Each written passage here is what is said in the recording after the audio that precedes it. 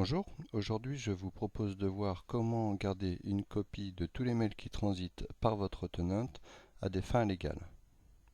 Pour cela, on va configurer le journaling qui va vous permettre de garder une copie des mails entrant dans votre tenante, des mails sortant de votre tenante ou des mails échangés à l'intérieur de votre tenante.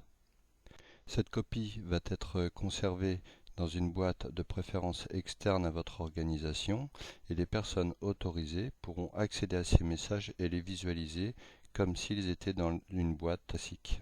Donc au niveau de l'interface d'administration, tout d'abord on va dans la partie administrateur Exchange, gestion de la conformité, règles de journal.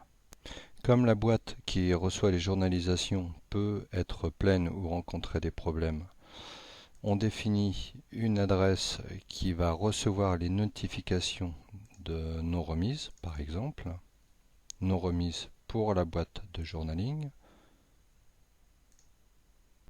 On définit ensuite ce que l'on va journaliser et qui va recevoir les mails de journaling.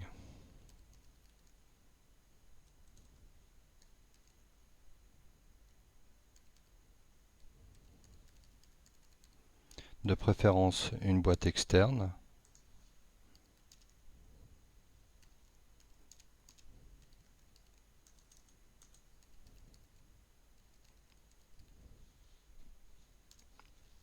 Si le message est envoyé ou provient de, on va dire qu'on applique la règle à tous les messages, envoyés ou en réception.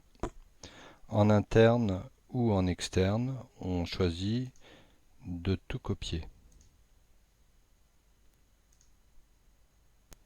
Une fois que la règle est créée, on voit qu'elle apparaît dans cette liste et qu'on peut créer d'autres règles de journaling.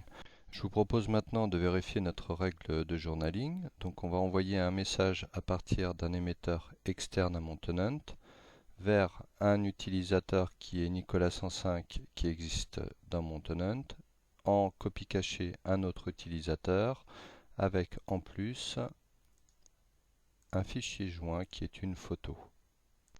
Je suis maintenant dans ma boîte de journaling. Qu'est-ce que je trouve? Je trouve deux messages envoyés.